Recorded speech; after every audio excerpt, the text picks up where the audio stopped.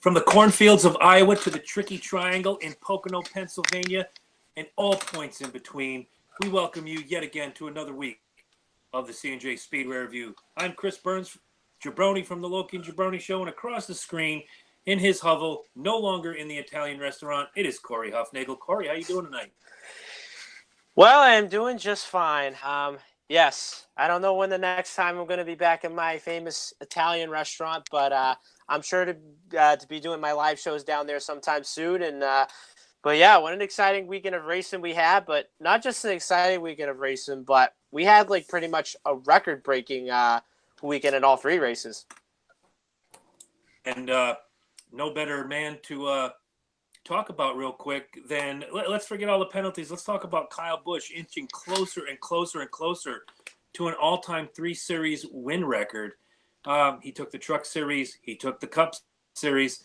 Now you've got the computer. You've got the Google machine. How many career wins across all 3 top levels does Kyle Busch have combined? So if you look at his results, so let's see. He has 51 wins in the Camping World Truck Series. He has 49 wins in the Monster Energy NASCAR Cup Series. So before I add up his totals, so let's be clear on this. So in the Truck Series, he tied Ron Hornaday on the all-time wins list in the Truck Series at 51. And then he tied Tony Stewart for 13th on the all-time wins list at 49. And Xfinity, he is the all-time wins leader still at 92. So if you add all 3 of those together, he has a total of 191 career wins. So that would pretty much be, he would be 8 wins short tying Richard Petty's record. Well, we know he could ostensibly do that this year. I don't know where his standing is for starts on the truck and starts on the Xfinity Series this season, but right. Just looking at those numbers, I look back and I can't necessarily say that if he gets to 200 or if he eclipses that 200 that I'm going to put the tag on Kyle Busch as the greatest ever. Petty had 7, Monster Energy, Winston, Sprint, pads, whatever the circuit's going to be every other couple years. He's got the most Cup wins of all time. He had circuits. He has when he passed 7 championships. Jimmy Johnson, somewhere in the 70s or 80s in wins, 7 championships. It's great that Kyle Busch is winning all of these races, but combine them all together, I still put him underneath Petty, Earnhardt, Johnson, Gordon, on down the line. I definitely would probably agree on that. And then, of course, if you look at in the Truck Series, he already ran his last truck race of the season because he has no more after that. And then Xfinity, I'd probably say he might just have maybe 1 more or maybe 2 more Xfinity starts before the playoffs begin for that. And, of course, no Cup drivers cannot race in the Xfinity playoffs whatsoever. But I would say that if you look at Kyle Busch, I mean, let's be honest. The kid can drive a race car. I mean, no matter what vehicle you put him in, he'll just drive the wheels off of it and win. And when I see that, he's racking up all these wins and he's tying all these all-time greats, some of them, past champions or guys that used to be in the series, a year ago too. And, I just said to myself, I think Kyle Busch is going to break a lot of records, before he retires. Oh, absolutely. And I'm looking at 49 Cup wins, his most recent being this weekend in Pocono. He is 6 wins away from one of my all-time favorite drivers, Rusty Wallace. Guaranteed, if you can beat Rusty Wallace, and he's already passed Mark Martin, he's already passed a bunch of other Cup guys on the Cup wins level. Kyle Busch is a first ballot Hall of Famer. My opinion, he does not need to do the Busch and the Xfinity anymore, but I understand why he does it. It's the love of the race. Ken Schrader did it for years. Mark Martin did it for years. And now we have Brad Keselowski and Kyle Busch doing it on that level. It's just, I don't know. Again, I'm going to go back to it because the week last week in just a moment, Kyle Busch need to run the lower levels because when you look at it, he's already got 6 wins this year on the Cup level. He's on pace for 9 wins, as is Harvick on pace for 9 wins. When you have someone like Martin Truex who's on pace for 7 wins this season, if you break it down, he can collect all these wins on the circuit. When he broke his leg and came back, he won 5 times that year. Yeah. And he missed how many races? I think 6. I'd He probably doesn't say like need half to. the season. You might be right. He doesn't need to go trolling on the Xfinity or the Truck Series. But you know what? As long as he does, as long as he stays competitive, I know this is going to be weird for me to say. Have at it, Kyle. Do your thing. The sport needs more passionate racers like Kyle Busch to want to get out there and test themselves on different levels. I totally agree, and I probably say if Kyle ends up tying that 200 mark, I don't know where that's going to be, but that's going to be probably the greatest moment in NASCAR history because let's be honest, Richard Petty's the only guy that hit 200, and if Kyle hits 200, that's going to be a history-making day for NASCAR. But, I'm really excited to see if that happens. I don't know if it's going to happen this year, depending on, whether if Kyle, can collect more wins as possible, because I probably say that now that he's probably not going to do a lot more Xfinity and truck racing this year on the Cup side, he's probably going to have to win maybe like 70% of the races. Yeah, you're probably right.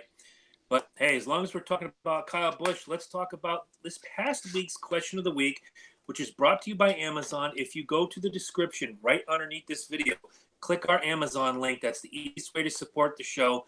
Do your shopping through our Amazon link. No hidden fees, no extra charges. Amazon's going to kick back just a little bit of that purchase to help us cover costs. So the question of the week last week was, in light of what happened in Chicago, where Kyle Busch and Kyle Larson touching, bumping, rubbing, and racing, Kyle Busch gets the win. You move forward to New Hampshire. Kevin Harvick does the same thing to Kyle Busch, and Kyle Busch seems to have a mini little hissy fit, not his usual. I get it for that. Wow. Best answers came from one, Colby Bicycle. She says, ha, ha, ha. He's a crybaby more than he's a hypocrite. Andrew DeCarlos took it a little bit further. He says he's not a hypocrite per se. However, he is correct. If you don't like aggressive drivers and that style of racing, don't watch. Racers have been using each other, whether a crash or tap, to pull ahead for many decades. People, I feel, don't like Busch as a person, and that's fine. Yes, he can be dangerous at times. However, when he races, there is no danger. He is one of the best on the track. Hypocrite? No. He just complains when things don't go his way, as do a lot of other racers. Nothing wrong with his interview, and if I'm not mistaken, Jimmy Johnson did a similar move a few years back, and no one questioned. To hear what you think about Andrew's answer. Well, I'd probably say Andrew's answer. I mean, of course, there's no doubt, Kyle Busch is probably one of the greatest drivers there is right now because, you put him in all 3 series. I mean, he's bound to win the race no matter what. And, and I'd probably say, like, I just don't really care about, what his emotions are, whatever it is. I just care about the talent. I can understand that, but at the same time, I said it after the Harvick bump and run, and he had his little interview. Again, wasn't his worst meltdown. Was how he said it.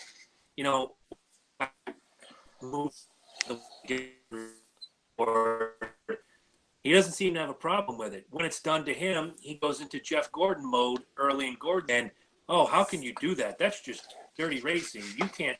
Oh, wait till I get you back. Right. Let it go, Kyle. Let it go. And that's why I brought the question up. And Andrew gave a fantastic answer. So, Andrew, thank you for being the best answer for question of the week. We'll talk about next week's question when we get past our picks for the Glen this week. But fantastic truck racing coming out of Pocono. As we mentioned, it was the Kyle Busch show. Winning the race. Corey, I'm sure you watched this race from the trick. Get your takeaway from this one. So not only it was the Kyle Busch show this weekend, but it was also the KBM show on Saturday for the Gander Outdoors 150 as Kyle Busch ended up taking home the checkered flag. And actually one interesting note in this race on Saturday. So in case you guys didn't see this, so Noah Gragson on Wednesday suffered a nasty stomach virus, whatever it was, and so forth. And he was getting ready to qualify for his truck, and then I guess what happened was he got lightheaded and, fainted on pit road, and, the medical assistants were there like pretty quick, which is a good job for them. And so doctors told him, okay, You're not feeling too well. You're not going to be able to race. So who does Kyle Busch ended up tapping out? None other than the guy who just won recently at Daytona a couple weeks ago. None other than Eric Jones, who quite not mistakenly, won the Truck Series championship in 2015 in his first full season. And honestly, when I was watching this race on Saturday, I really thought that Eric Jones was going to come out and win the race. And if you look at it, it was just a battle between Busch and Jones throughout the whole entire race on Saturday. And of course, the guys on FS1, they said, okay, the stages were pretty short because you had 15, 15, and 30. And, and if you were in the back, there was no way you were going to get to the front anyway. So I'd probably say, track position and being up front was pretty much the key. But other than that, Kyle Busch tied Ron Hornaday on the all-time wins list in the Truck Series. And that was a really great moment. And not to mention Eric Jones coming home in second. That was a really good run for that 18 truck. And correct me if I'm wrong, but I think Gragson is still in the playoffs because, of course he missed a race because of the sick issue. And he already has the guaranteed win at Kansas. So I don't think it's going to affect him that bad whatsoever. But looking down through the results, so you see Stewart Friesen winning his second stage of the season, winning stage 2. I just say to myself, keep an eye on this guy because, even though he finished fourth on Saturday and there's only 2 races left in the Truck Series regular season, I really think, Friesen could get his first win sometime soon. Oh, absolutely. And I think we both looked at Stewart Friesen as someone this weekend that had a really good opportunity to make something happen for himself. And while he didn't win, he certainly didn't disappoint with a 4th place finish. He was probably, and you know what, I could even blow up happy and sad right now. Stewart Friesen's my happy for this race simply because he went out there with something to prove. He's been, again, each week, better. And when you look at that top 3, Kyle Busch, Eric Jones, both Cup regulars, both Cup winners, Dalton Sargent, he was in 3rd. But for Stewart Friesen, this was a landmark moment for him in saying that, I'm for real. You got to watch out for me because if you sleep on me, I'm going to take you to school. Exactly. So I'm going to break down real quick the running order from the Pocono track, the Tricky Triangle. Kyle Busch was in 1st, Eric Jones 2nd, Dalton Sargent 3rd, Stewart Friesen 4th, Justin Haley 5th, Grant Enfinger 6th, Todd Gilliland 7th, Johnny Sauter 8, Matt Crafton 9, and Joe Nemechek rounds out the top 10. Your notables: we had Ben Rhodes in 11th, Myatt Snyder 12th, Cody Coughlin 14th. Moving down the list, we go all the way down to 26, where our friend Brett Moffitt unfortunately came home, and Timmy Hill 28th. You already got my hat on this race was Brett Moffitt. Again, this is a kid who's been on fire lately. Unfortunately, just not having a good race this weekend, but it's a learning curve. He's going to bounce back. In 2 weeks when the Truck Series comes back, he's going to be on fire. He's going to want a victory even more than before. Before, he was sponsor shopping with victories.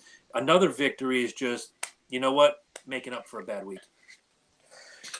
Yeah, I'd probably say for me, my happy would definitely go to Dalton Sargent coming home in 3rd and a good run for that 25 team. And I just didn't really see on Saturday that this team was, going to be up near the front. But, having a top 5 finish and a guy that's outside that that's outside the playoff 8 right now, he's going to have probably an outside shot depending on the guys that haven't won a race yet this year, make a mistake in the final 2 races. And then, of course, my sad would definitely have to go to Brett Moffitt. I mean, really thought he was going to be up at the front. And then once he changed the engine and had to start in the back, I knew, track position was going to be key. And, anytime you start in the back, especially when it comes to Pocono, when you only have, a lot of, probably the 2 short stages, you're not going to get anywhere near the front. Right, and when they reset these trucks going into the playoffs, this finish for Brett Moffitt didn't exactly do him any favors because both Friesen and Enfinger leapfrogged him going forward. Gragson stayed strong in 2nd place, but Brett Moffitt easily had 3rd, if not a shot at 2nd. Pretty much wrapped up until this particular, I don't know what you call it, snafu, I guess? Yeah. So, again, next week is going to be a big proving, not next week, 2 weeks from now is going to be a big proving ground for him. Let's go over the The points real quick. Johnny Sauter stays at first place with 587 and 4 wins.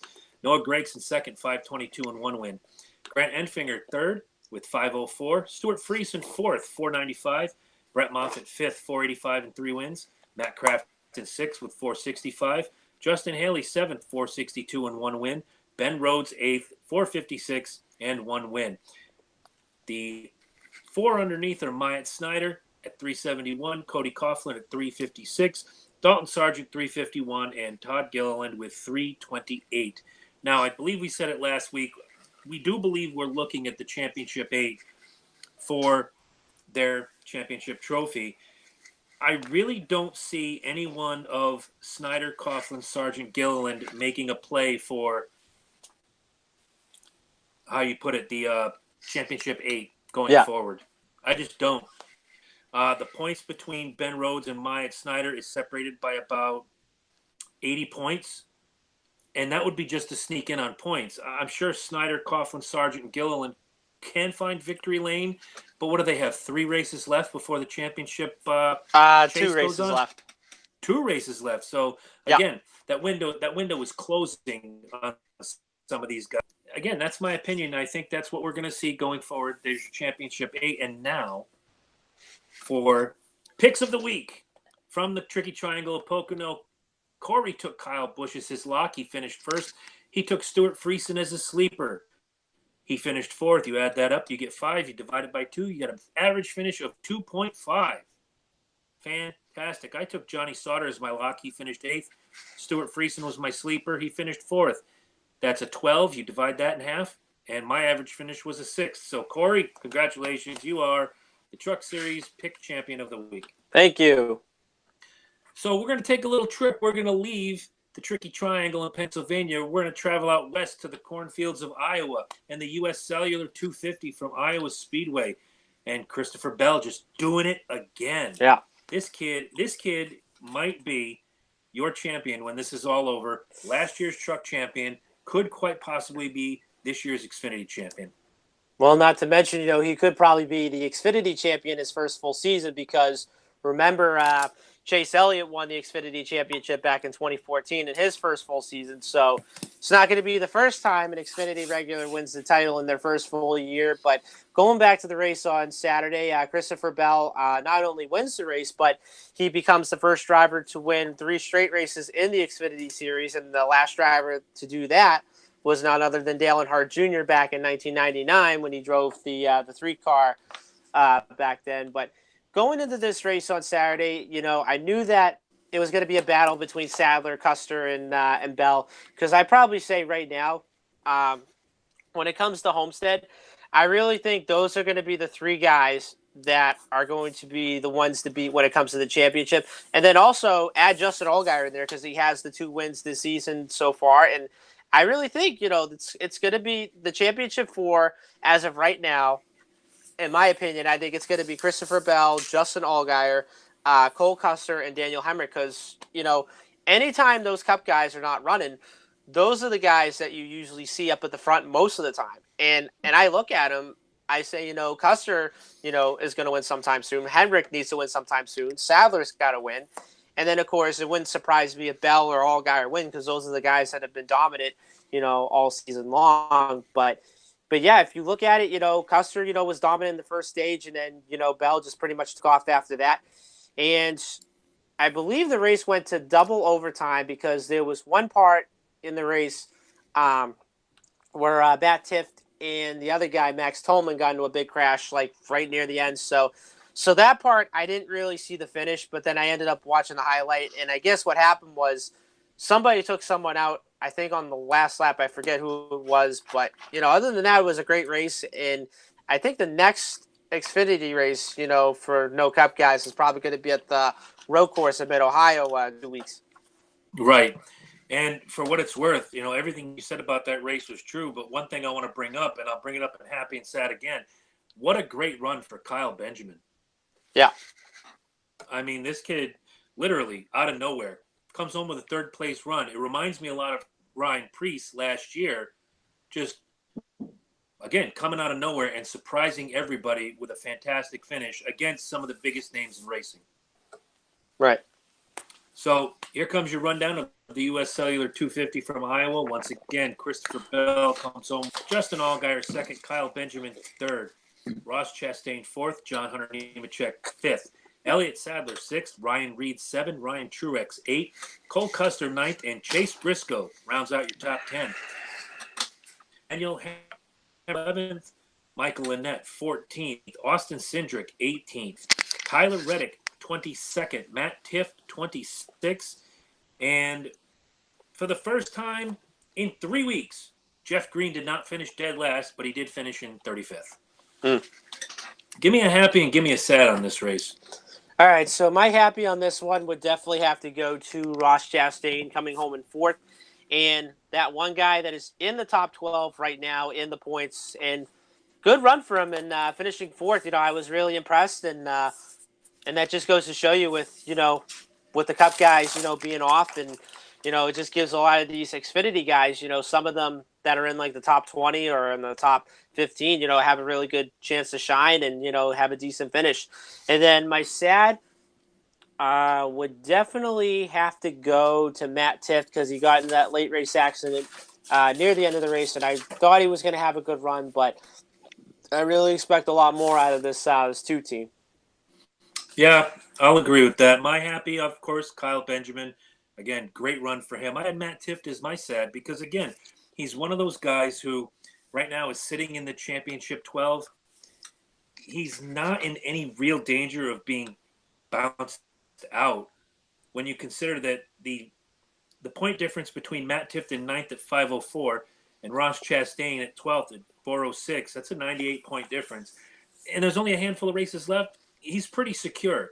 He'd be a little more secure, as we say about a lot of the guys on each of the series, if he can find his way to victory lane. But not his best run. Had a little bit of an issue. You know what? He'll bounce back. Matt Tifft is a fighter, Right. And I'm sure we're going to see him in the final. I don't know, maybe not in the final 4, but he'll put up a good effort. I'd probably say my prediction, like I could see him going to the round of 8. Yeah, absolutely. I could see that. All right, so now we're going to go to the points and give our, I guess, whatever we do. Just having a good night, guys. Christopher Bell is leading the way, 702 and 4 wins. Elliott Sadler second with 686. Cole Custer just 2 points behind in third. Daniel Hemrick fourth with 679. Justin Allgaier fifth with 650. Brandon Jones in sixth with 579. Tyler Reddick seventh, 568. Ryan Truex eighth with 532. I failed to mention that Allgaier has 2 wins and Reddick has 1 win. So let's remember that as we go forward. Ryan Truex 8th with 532. Matt Tifft 9th with 504. Austin Cindric 10th with 484. Ryan Reed 11th with 456. And Ross Chastain rounds out the top 12 with 406. 13th is John Hunter Nemechek, 5 points behind the cutoff, but John Hunter Nemechek is not eligible for the Xfinity Championship, so we may as well just remove his name from these hopefuls. And again, it's not really that much hope because Michael Annett is 40 points behind the cutoff in 14th. So then you have Ryan Sieg and Kaz Gralla right behind that. Unless one of those 3 finds victory lane, I think this top 12 for the Xfinity Series has now found its cement. It's solid. This is what we're going to see going forward. I definitely agree on that. And, like I said, probably, Annett, Sieg, and Gralla, those guys will probably have like an outside shot. But then yet again, I don't see those guys, making moves or anything. No, you're absolutely right. And speaking of being absolutely right, Corey, here comes another tip of the cap to you. We're going to go to the picks. Your lock was Christopher Bell. He finished first. Your sleeper, Austin Cindric, he finished 18th. That's a total of 19. You divide it by 2. Your average finish this week was 9.5. Not so good on the other side. I had Daniel Hemrick as my lock, come home 11th. Matt Tifft was my sleeper. He came home 26th. That's a 37. You divide that by 2. My average finish was 18.5, making Corey the Xfinity Pick Champion of the week. Oh, yeah. Now on to the Cup Series where, man, again, Kyle Busch started at the back with Kevin Harvick after they both failed pre-race. They make their way like a train to the front. and they both hung around up front. They swapped the lead a few times. They had a good time. But in the end, only one guy can win the race, and it happened to be Kyle Busch at the Tricky Triangle. I thought late in the race, he was the only guy when he got clean air that could blow the field away. Everybody else would get away for a little bit, and then the train took over. Kyle Busch just seemed, when he got that Toyota out into clean air, there was no catching the 18. What'd you think? I would probably say, Kyle Busch just had a really good car on Sunday, and I'd probably say like once he got the lead, there was no looking back whatsoever. But before the race on Sunday, when the Cup guys had their qualifying effort on Saturday, 13 guys ended up failing post-qualifying inspection due to failing the laser body and everything else and so forth. So Kyle and Kevin and some of the other guys that failed qualifying inspection, they had to go to the back. And what's actually funny, because I actually heard Kyle Busch's take on what happened on his part. So, and you'll get a kick out of this. So he said that everything was fine. So they passed the body, they passed everything else and so forth. But what happened was they forgot to take those fans off because apparently, this weekend was supposed to be an impound race. So NASCAR said, okay, you guys have to go to the back because, you have this on the car whatsoever. But it just goes to show you that, what I pretty much learned is with this whole qualifying deal, a lot of these officials, they're keeping a close eye on, these guys that are trying to get over the edge, on adjusting these cars whatsoever. And like we said, we discussed it over and over and over. Once you get that car in the inspection line, and once you put it on the laser whatsoever, and if it fails, probably the body sheet or anything else and so forth, NASCAR will say, okay, take that back, fix it, and then come back around again. Because, this has probably been maybe the third time or a couple times this year where, you've had like a bunch of people fail qualifying. Mm-hmm. And if I'm not mistaken, it's the second time that Kevin Harvick has failed post-race, where I know there was the Vegas win he failed post-race, and now this one, which, again, a loss of points. Not that it's going to hurt him too bad. We'll talk about the points in a few minutes. But Kyle Busch seems to have had a couple of issues with pre-race, but I got to give it to that Joe Gibbs team and the 18 team altogether. When it comes down to it, you tell them what they need to fix. They get right on it and they fix it. They want that car to be spec perfect. So if they win and when they win, no one, especially the 18 haters, are going to come out and say, oh, well, he only won because he cheated. Well, you pass that post race. There's no cheating involved. NASCAR is more tight now with their inspections that they have in any point in. I've been watching NASCAR now for about 34 years. This is the tightest it's been. The tightest. You could probably look back and say, oh, Jeff Bodine this and Rusty Wallace that, Dale Earnhardt this and Jeff Gordon that. Everyone manipulate the rules to get an edge on everybody else. Nowadays, you can't do that. And as many times as Chad Knaus has gone to the principal's office or sat out for a few races, you don't hear his name as much anymore because him and that 48 team have figured out, if we just do it the right way, give him all the speed we can, give Jimmy all the speed we can, he can get out there and he can compete. Maybe not so much this year, but that's what the 18 team is doing this year. Yeah, okay, we're bringing the car in. It fails the pre-race. Let's go back, make it right. And I haven't heard Kyle Busch fail post-race inspection, I don't think, at all this year. No. So, see, there you go. The Joe Gibbs team is doing it right. And as we look at the running order for the Gander Outdoors 400, you see he did it right. Number one, man, comes home with the victory. Daniel Suarez second. Alex Bowman third. Kevin Harvick fourth. Eric Jones fifth. William Byron sixth. Chase Elliott came home at seventh with Ryan Newman eighth. Kurt Busch nine. And Denny Hamlin rounds out your top 10. Other notables, Ryan Blaney was in 12th. Defending champion of the series, Martin Truex Jr., 15th. Jimmy Johnson, 17th. Matt Kenseth, 18th. Kyle Larson, 23rd. Joey Logano, 26th. Casey Kane, 30th. Let's give a little tip of the hat, and I'm so glad you're okay to Bubba Wallace for that horrendous wreck that's landed him a 33rd place finish. And Brad Keselowski, Man, can it get any worse for this guy? 38th this week. Huh. Yeah. Poor Brad, and poor Brad fans. So I'll give the happies and sads first, and I'll start with the sad. Boy, it's no surprise because every week, you know what? Maybe I shouldn't pick Brad Keselowski anymore Right. because it seems every time I pick Brad on the Cup Series, some sort of bad luck.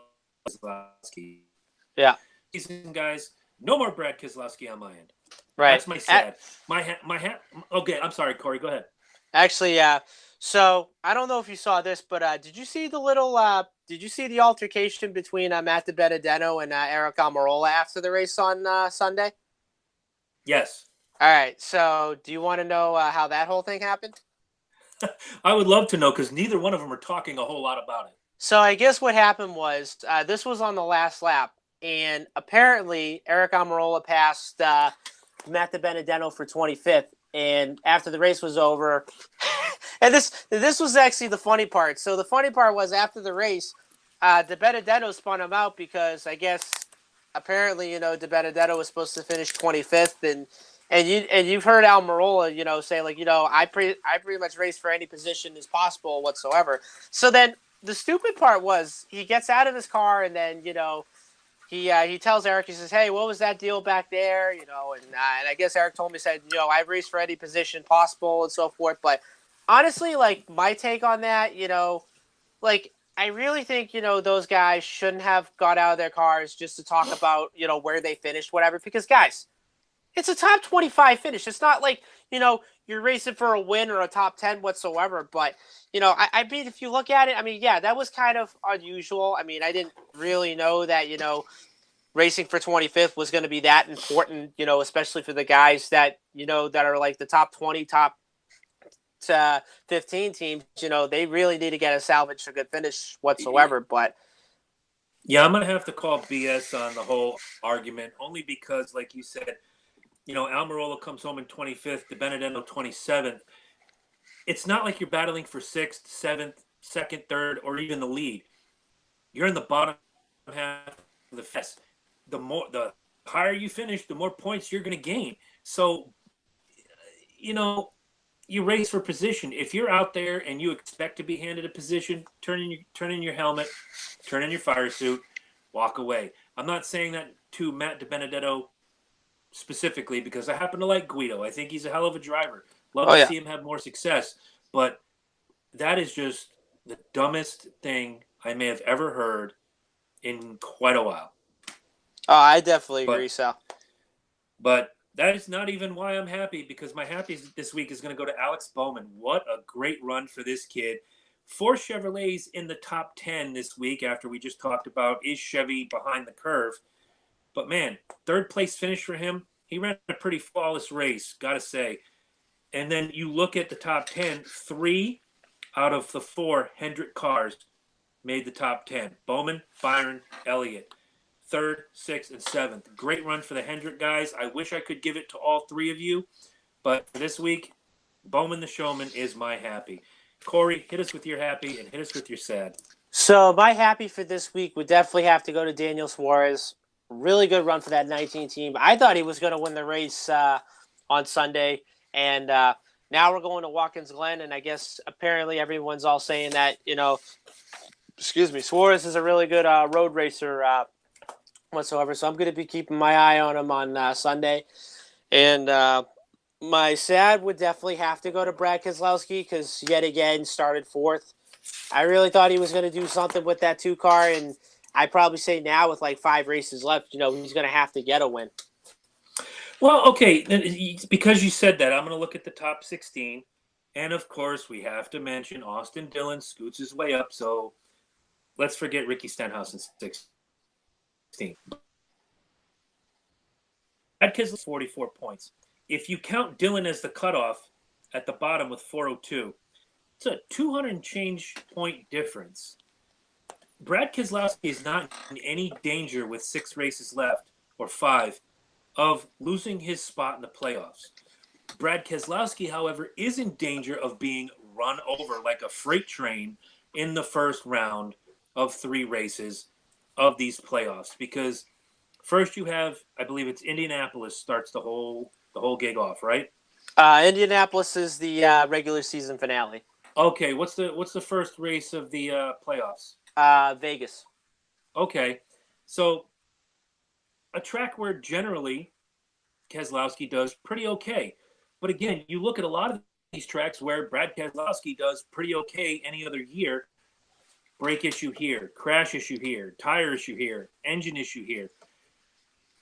I just happen to think that the whole Penske organization, with the exception of Ryan Blaney, who seems to be pretty consistent this year, is having probably their worst year ever. Penske and Hendrick having a terrible year. Yes, Logano has a win, which puts Penske in that upper echelon of you win, you're in. There's no doubt about it. But, man, this organization, much like Hendrick, needs a boost, and they need it quick, or they're going to find themselves fishbowl outside looking in when it comes down to the 10-race playoff.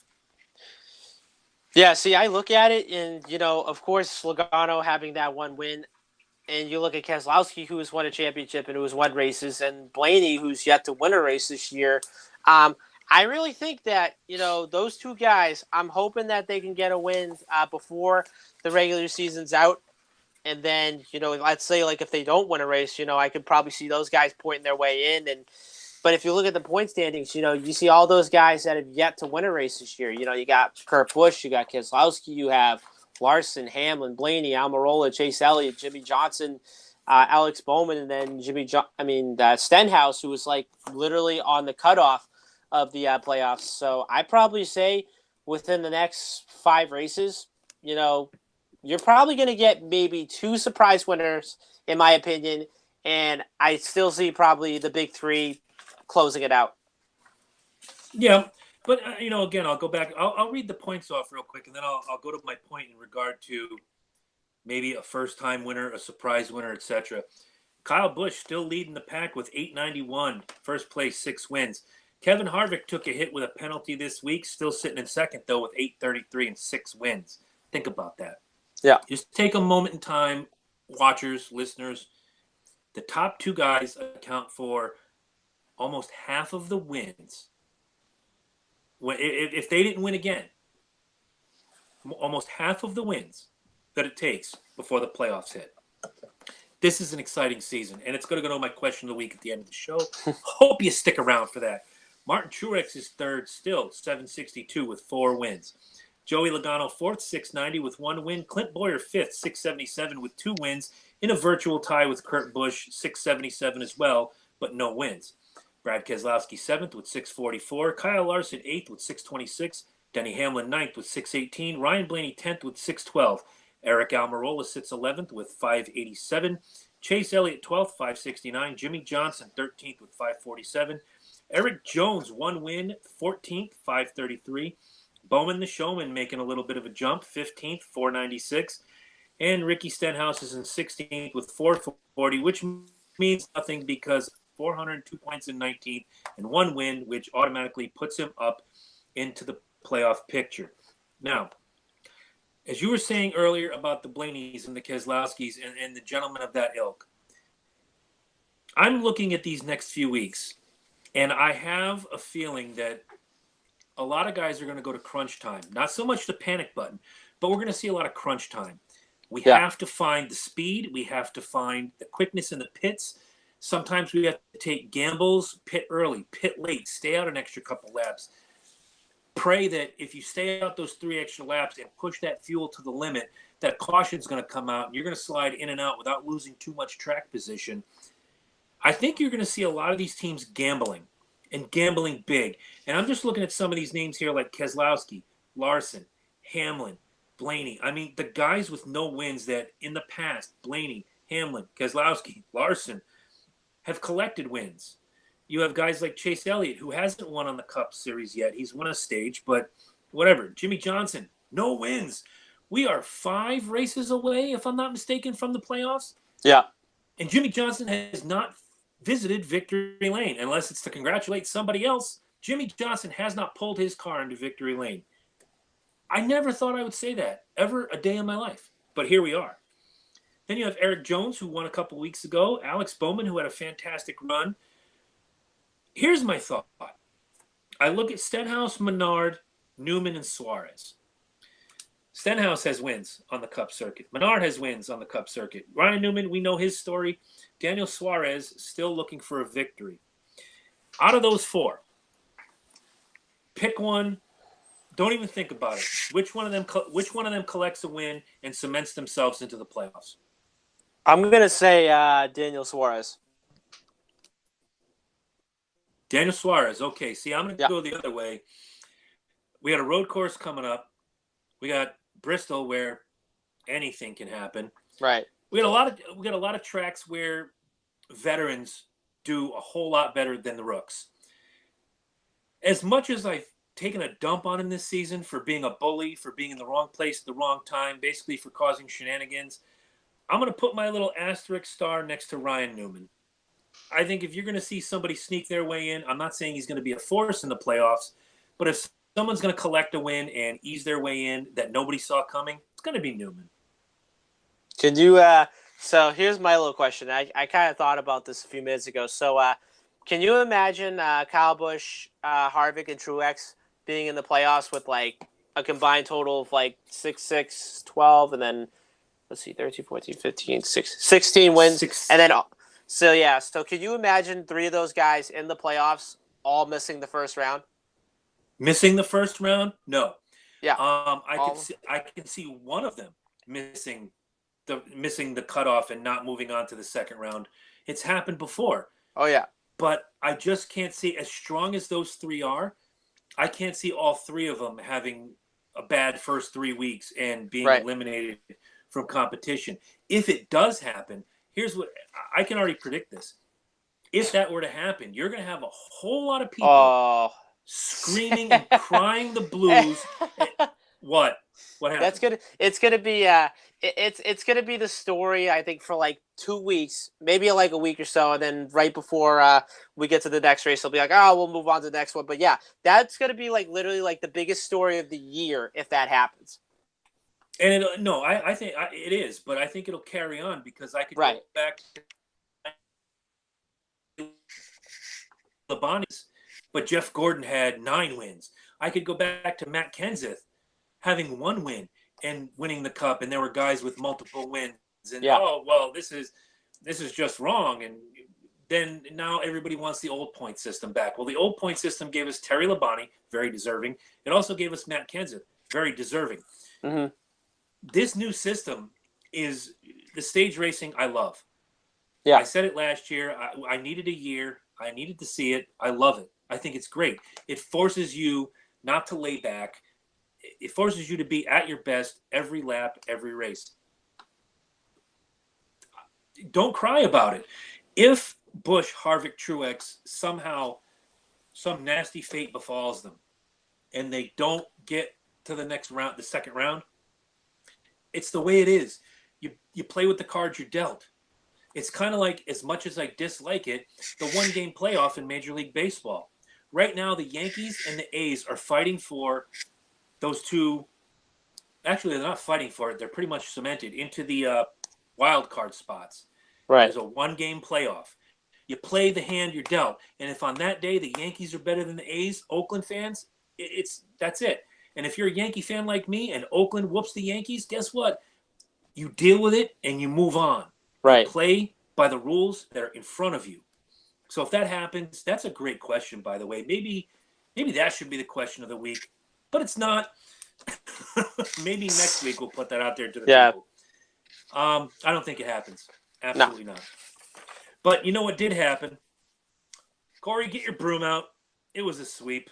Let's not even mess around. Corey's picks for Pocono were Martin Truex as his lock. Truex came home 15th. He had Chase Elliott as his sleeper. He came home 7th. Your only bad finish, you're hopeful, that was 23rd. You add that up, you get 45. You divide that by 3. Your average finish this weekend, sir, was 15. Me, not so much. And if you remember, you got a text message with about 8 laps to go that said, well, I'm done. Yeah. My picks are done. I had Martin Truex also as my lock. He came home in 15th. I had Brad Keselowski as my sleeper. He came in 25th. I had Eric Almirola as my hopeful. And I believe he was scored 38th. I'm going back. No, actually, Keselowski was scored 38th. Yeah. And Almirola was 25th. I got my numbers backwards. Doesn't matter because it still adds up to 78.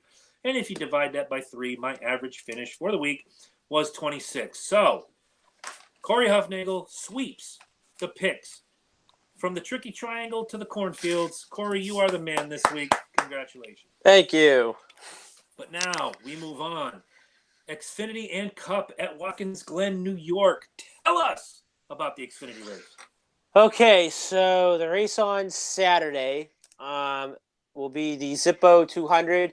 I believe it is on 3 o'clock Eastern time on NBC or maybe NBCSN. I don't know. But yeah, stream it live on the NBC Sports app, which is free to download. And then, of course, if you have your Sirius XM radio, it is on Channel 90 and MRN. The voice of NASCAR. We'll be at the race on Saturday covering it. And so I'm looking down on the entry list, and looks like we have a big field this weekend on Saturday. So I'm going to read down the list of Cup guys that are going to be running this weekend. So Penske is going to be running 2 cars this weekend.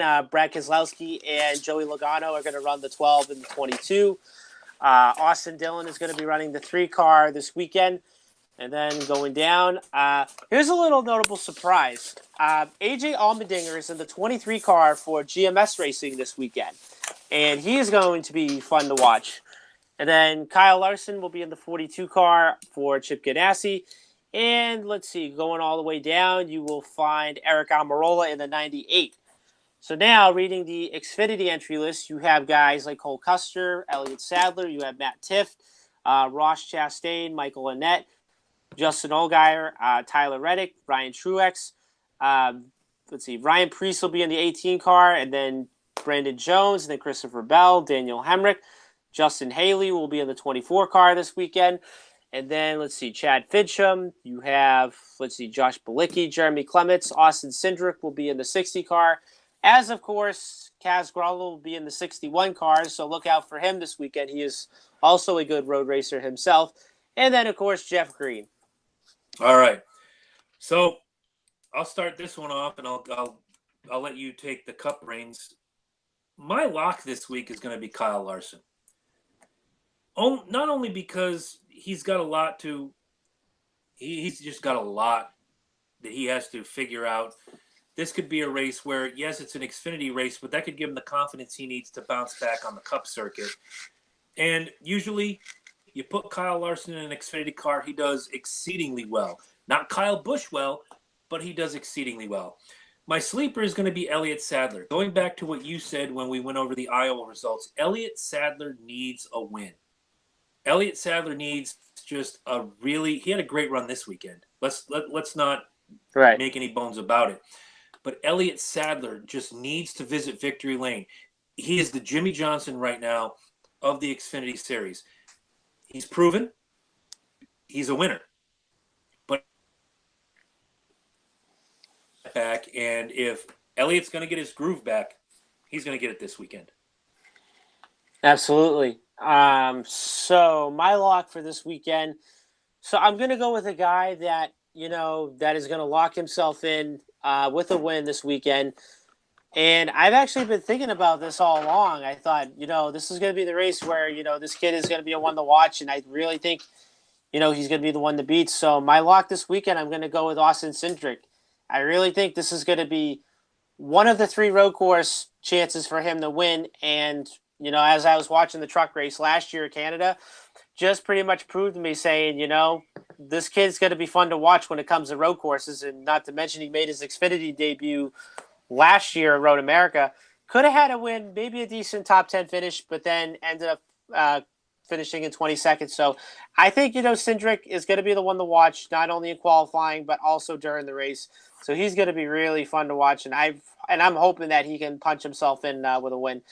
So my sleeper was also kind of a tough deciding one.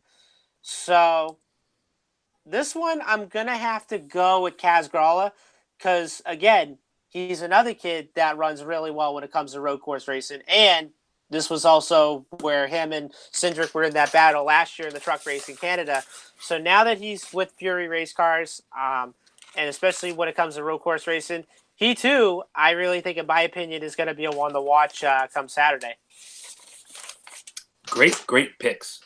Oh, yeah. This is gonna be a fun one. I love Watkins Glen. There's just something about it from the first time I ever watched it on television, and the winner was the number 27 Kodiak Pontiac of Rusty Wallace. There's something about Watkins Glen. Sonoma's great. Too many turns, too many hairpins is a place where you can carry a lot of speed. You get to those corners, you have to brake hard. You have to kind of ease your way through the corners, but once you're through that corner, you hit that gas again, and you are gone. With the exception of that little tiny S curve, somewhere around turn 6 or turn 7. And by the way, if producer Eddie Focus is listening, you have a date on Sunday. We're turning left and right, my friend. That's right. You slept on us on Sonoma, so Eddie, if you can hear us, you got a date Sunday with a road course. Yeah. If not, I'll duct tape you to a chair this October when we go to Charlotte, and it'll be the Roval. Oh, yeah. I will film it. I will film Eddie sitting here drinking his whatever it is. What is it? The Bud Platinum Select Gimmick Schnabitzfernum. He'll have it. We'll do it. Oh, yeah. But man, the Glen, I look forward to it every year. Unlike Pocono, I missed a whole bunch of the race this past weekend because of a church festival down here in Norwich, Connecticut, and got home, watched the tail end of it. Fun time. But man, I would not miss Watkins Glen if you paid me at all. Love it. Right. But then now, let's go to Sunday, the Cup Series. Okay, so for Sunday, on me right now. No, I wasn't sleeping on you. I was paying attention. But so for Sunday, I think we have the Go Bowling at the Glen, which will be 3:00 Eastern time on NBC. Stream it live on the NBC Sports app, and then of course Sirius XM channel 90, which of course MRN, the voice of NASCAR. You know, at some point they need to send me a T-shirt because I do that every week. I love MRN. You know what? I'll just tweet them myself. Watch our show. Definitely watch our show, and you never know. Moving right along. All right. So looking at the entry list, just the notable guys as always. So you have Jamie McMurray, you have Brad Keselowski, you have Austin Dillon, Kevin Harvick, Matt Kenseth, Chase Elliott, Eric Almirola, Ryan Blaney, Ty Dillon, Clint Boyer, Ricky Stenhouse Jr., Kyle Busch, Daniel Suarez, Eric Jones. Let's see, Paul Menard, Joey Logano. Spencer Gallagher is going to be making his Cup debut this weekend for BK Racing. William Byron, Ryan Newman, Matt DiBenedetto, Michael McDowell, Chris Buescher, David Reagan, Kurt Busch, Kyle Larson, Bubba Wallace, AJ Allmendinger, Jimmy Johnson, Martin Truex Jr., Alex Bowman, Casey Kane, and the wonderful guy that is on NBC, none other than Parker Kligerman. Wow, okay. All right. So I'm going to start this one off. So my lock for this weekend, pretty easy, pretty simple. I pretty much didn't even I didn't even have time to think of this one. I just pretty much put a name out of a hat. So this one's also going to be another guy that is going to punch his way in with a win, even though he's one of the guys that is pretty much on the long shot term right now. So my lock is going to be none other than AJ Allmendinger. Because going back, he is a good road racer. He won a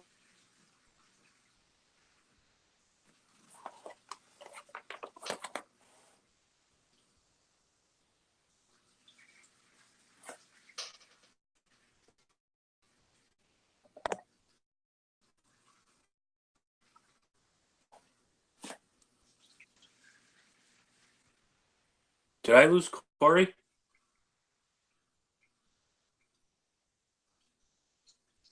I don't know what's going on here. Somehow I've lost Corey, but if you guys can see him, I don't. Unfortunately, don't know what's going on. This is kind of new. Next year runs for JTG Doherty Racing. The next year runs for JTG Doherty Racing, and then, wins at Watkins Glen. So that just pretty much shows me that, AJ's a really good road racer, and I really think he's going to be fun to watch. So my sleeper for this one, let's see. My sleeper, I'm going to go with Daniel Suarez. And everybody says that, he's a really good road racer himself. And not to mention last year, he ended up winning a stage. So I think he's another guy that, could possibly get to the front, win a race sometime soon. And then also my hopeful this weekend, let's see. My hopeful for this weekend, I'm going to have to go with the 12 of Ryan Blaney. I really think this is the weekend where, he's going to get a win.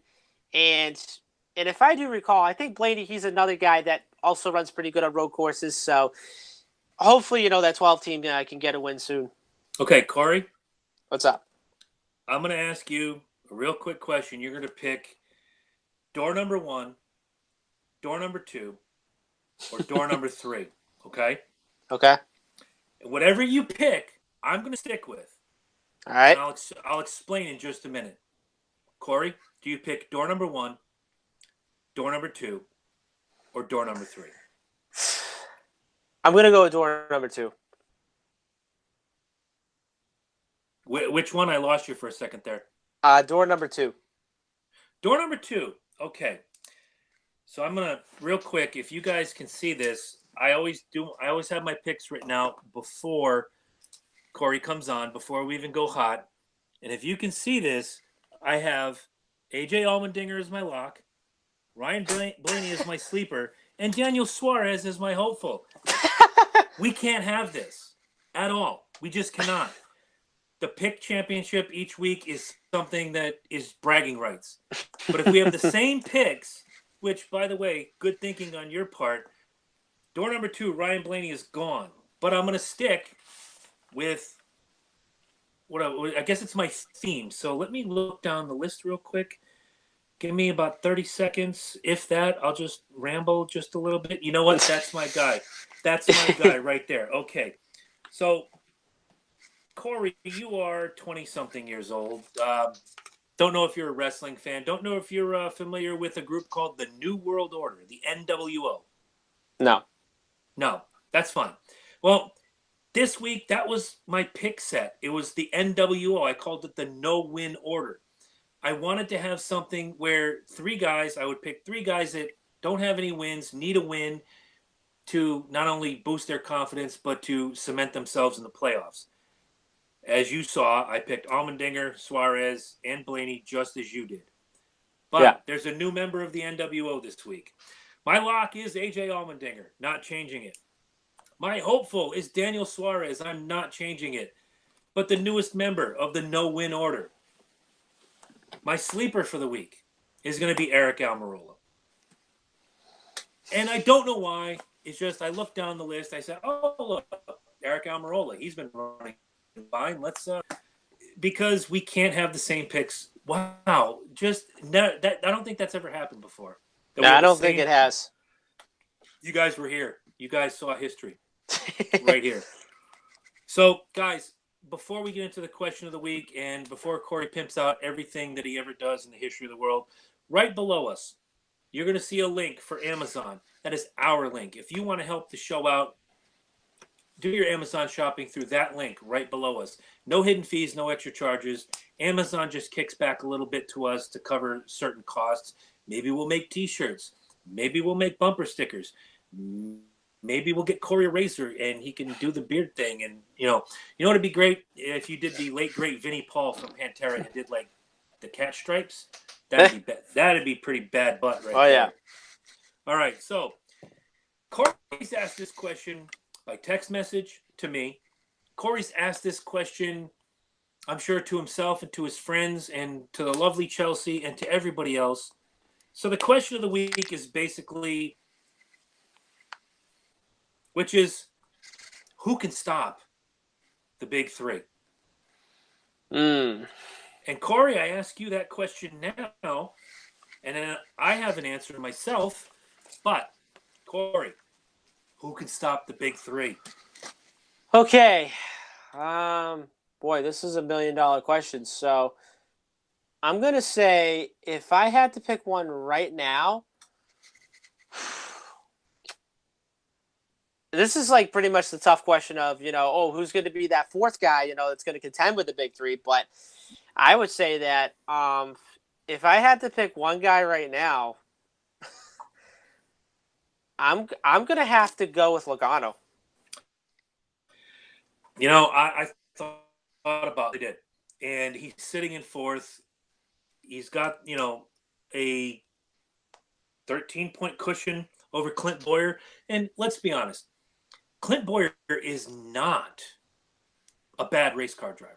Right. Clint Boyer is a good to great race car driver. Is he elite? Is he Busch? Is he Harvick? Is he Truex? Absolutely not.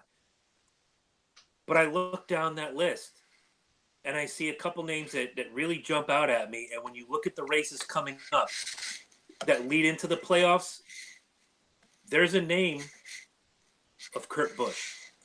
And if anybody is going to give these guys a run for their money, in my opinion, it's going to be Kurt Busch. Yeah. He's a competitor. Like his brother, he doesn't like to lose. Like his brother, former Cup Series champion. And he's matured quite a bit over the years. Yeah. I mean, he was probably worse than Kyle ever was in the attitude department. Mm-hmm. But now, Kurt Busch is that guy. You look and you're like, you don't hate him. He may not be your favorite, but you kind of want him to do well. Well, if my guy can't win, Kurt Busch should win. So, in my opinion, that might be the one guy that can stop the big three. I agree. All right. Well, Corey, what do you have to pimp, pillage, or otherwise plunder for the week? So just as always, keep watching us on the C J Speedway Review. So make sure you guys look us up on YouTube and make sure you subscribe. And then if you subscribe, I'll give you guys a little bit of a shout out. And trust me, I know who you are. But anyways, look us up on YouTube. We are also on Facebook as well. We are on Instagram at CJ Speedway. And then Twitter, we are at CJ_Speedway. So to get all the latest results, news, everything else, etc., come check us out. You won't be disappointed at all. And I can pretty much tell that my girlfriend Chelsea is watching tonight. So Chelsea, hello. I love you. And thank you for watching the show live tonight. And hope you were pretty much entertained. And I probably say that last part, we were doing our picks for the Cup race. I thought, oh, this is going to get very interesting and so forth. But anyways, so her driver did pretty good this weekend. I think it was the top 5 finish, somewhere around there. But, 15th. I'd probably say 15th. Okay, so not a good day, but not really a bad day. Top 15, just fine, so forth. So I also want to pimp this one out. So if any of you guys know, Days of Thunder is my all-time favorite racing movie. And of course, Rowdy Burns is my favorite character. Don't judge. That's like literally my favorite character of the movie of all. No judgment. So, no judgment. So anyways, so I did a little bit of a go-karting event up at NH1 Motorplex up in Seabrook, New Hampshire on Saturday. And let's just say I ended up doing 3 races and I won all 3 of them. And so the funny part was I'm going to go back to the third and last race where I was racing the dad. I don't know who the dad's name was, but let's just say he was a real a-hole when I was out there on the track. And he was one of those guys that, that really wanted to be cocky and pretty much thought, oh, these go-karts are literally like bumper cars. I could just smash into any of them and so forth. And I'm racing, yeah. I pretty much take all seriousness and if I'm pretty much racing behind you, and if you're going like probably like grandma slow, the way I think of it, guess what? You're going to get booted right out of the way, and I don't even care if I spin you out or whatsoever. But anyway, so what I'm trying to say on this, so I actually have my own Twitter, Instagram, Facebook, Snapchat on Rowdy Burns, K1 Racing, and not just K1 Racing, but mostly go-kart racing all around the United States, because my goal that I really set for myself, I think this was like last year, is if I travel all around the United States and anywhere like internationally, and if there's a K1 place nearby, I actually want to go there and I want to race. So I want to try out almost every K1 place around the world. So that's like literally my only goal. And and so forth. And hopefully I can accomplish that, sometime soon. So anyways, Facebook, follow me at Rowdy Burns K1 Racer. Twitter, I am at Rowdy, let me say that again. Rowdy 51 K1 Racer for Twitter. Snapchat, I am at Rowdy 51 K1 Racer 1. I don't know why they put the extra one there, but I guess Snapchat wanted to do like numbers, or they wanted to make the Snapchat name a lot longer than it is as usual. But anyways, Instagram, I am at Rowdy Burns 51 K1 Racer. So follow me all season long. I may be going to your K1 track near you, or any go-kart track near you. So all you got to do is just hit up the message board and just give me a time, date, and I'm there. And like I said, I love go-kart racing. It's like literally my passion. And and it just helps me get my mind off of things too, because you know what? I just love racing. That's what I do. You'll have to excuse me. I was watching War and Peace as he was running all down that list. But congratulations to you on your victories. I'm going to try to get this in as quick as I can. I know on Sunday, August 19th, there is a race on, but I have negotiated to have the race on before. I want you guys to all come out, if you're in the Massachusetts, Rhode Island, Connecticut area, to the deck. 359 Boston Post Road, Westbrook, Connecticut. My other podcast, The Loki and Jabroni Show, we're hosting the SummerSlam Party, WWE's annual summer pay-per-view event, August 19th, 2008, 359 Boston Post Road in Westbrook, Connecticut. We got a raffle for some great prizes. We have a trivia contest where you can win a 3-month subscription to the WWE Network. And it's the last ever time that I'm throwing the trivia, because after this, I'm going to sit out in the crowd with a big old gold championship belt on my shoulder, and you have to beat me in trivia to win this championship. It's going to be a fun time. Food specials, drink specials. Loki and Jabroni Show is going to be there. Hopefully you guys will be there as well. And don't forget, as I've said twice already, underneath, right here in the description, click that Amazon link. Do your shopping with us. No hidden fees, no extra charges. I know a lot of people say, well, do I have to sign back in? No, because your device will recognize your account.